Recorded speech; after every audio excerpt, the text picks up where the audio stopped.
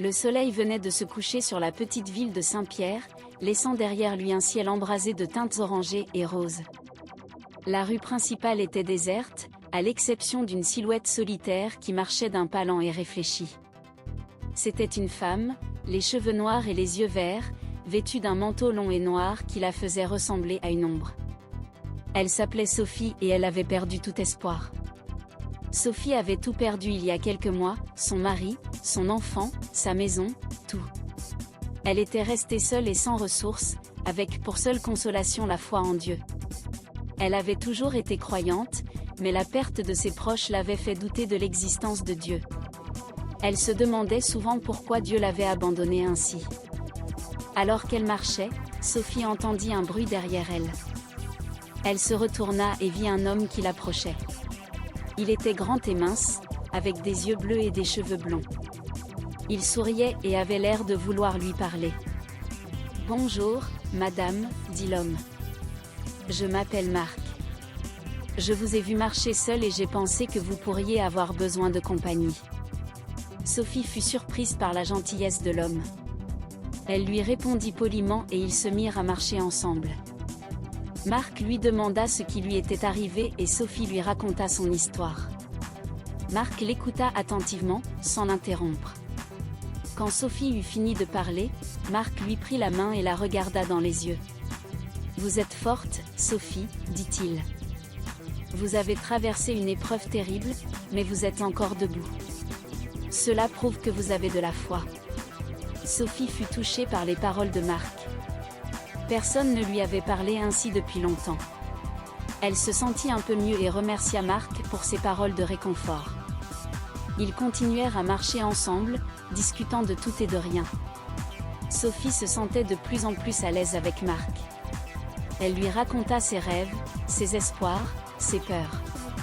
Marc l'écoutait avec attention, lui offrant des conseils et des encouragements. Alors qu'ils approchaient de la sortie de la ville, Sophie vit une grande église sur leur droite. Elle était vieille et belle, avec des vitraux colorés et un clocher qui touchait le ciel. Sophie sentit un élan de foi et poussa la porte de l'église. À l'intérieur, il faisait sombre et silencieux. Sophie et Marc se tenaient debout, regardant autour d'eux. Soudain, un prêtre sortit de la sacristie et s'approcha d'eux. « Bonjour, mes enfants, dit-il. Que cherchez-vous ici ?» Sophie expliqua son histoire au prêtre, qui l'écouta avec attention. Quand elle eut fini, le prêtre lui sourit et lui prit la main. « Vous êtes venus ici pour une raison, dit-il. Vous êtes venus pour retrouver la foi. » Le prêtre les emmena près du tabernacle et leur dit de prier. Sophie et Marc se mirent à genoux et fermèrent les yeux. Ils prirent une grande respiration et se laissèrent aller à la prière. Alors qu'ils priaient, Sophie sentit une lumière étrange qui l'entourait. Elle ouvrit les yeux et vit que la lumière venait du tabernacle. Elle se sentit envahie d'une paix profonde et d'un amour infini. Elle comprit que Dieu était là, avec elle, et qu'il ne l'avait jamais abandonnée. Marc la regarda et vit les larmes de joie dans ses yeux. Il sourit et la prit dans ses bras. « Vous avez retrouvé la foi, Sophie, dit-il. Vous êtes sauve. » Sophie sourit à son tour et se serra contre Marc. Elle se sentait libre, libre de ses douleurs et de ses peurs. Elle savait que Dieu était avec elle, qu'il la guidait et la protégeait. Quand ils sortirent de l'église, Sophie vit que le ciel était devenu noir. Mais elle ne se sentait pas effrayée. Elle savait que Dieu était avec elle, qu'il la protégeait. Elle regarda Marc et sourit. « Merci, dit-elle. Merci de m'avoir aidé à retrouver la foi. » Marc sourit à son tour et lui prit la main. « Je serai toujours là pour vous, Sophie, dit-il. Nous allons affronter les épreuves ensemble, avec la foi et l'espérance. » Ils se mirent à marcher, main dans la main, sous le ciel noir. Mais Sophie ne se sentait pas seule. Elle savait que Dieu était avec elle, qu'il la guidait et la protégeait. Elle se sentait libre, libre de ses douleurs et de ses peurs. Et puis, sans prévenir, un éclair illuminait le ciel. Sophie et Marc se sont arrêtés net. L'éclair fut suivi d'un coup de tonnerre assourdissant. Le ciel s'est mis à pleuvoir, des gouttes énormes qui les ont trempés en quelques secondes. Mais Sophie ne se sentait pas effrayée.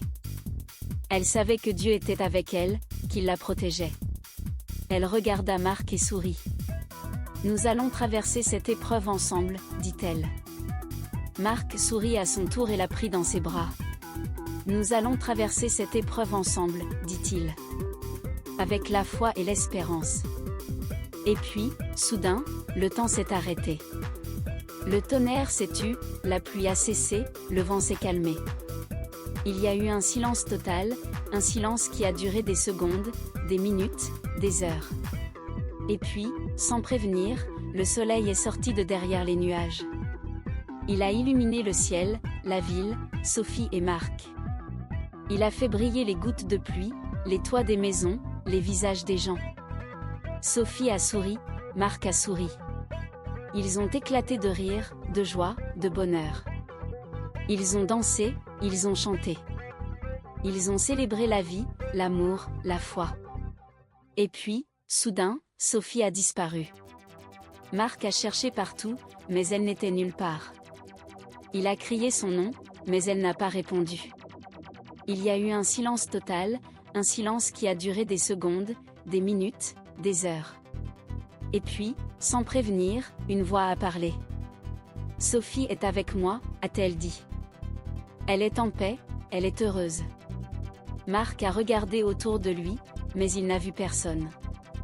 Il a demandé qui était là, mais il n'a pas eu de réponse. Et puis, soudain, tout a disparu. Le soleil, la ville, les gens. Il ne restait plus que le silence, le noir, le vide. Mais Marc n'était pas seul. Il savait que Sophie était avec lui, qu'elle l'attendait. Il savait que Dieu était avec lui, qu'il le guidait. Il a fermé les yeux et il a prié. Il a demandé à Dieu de le guider, de le protéger.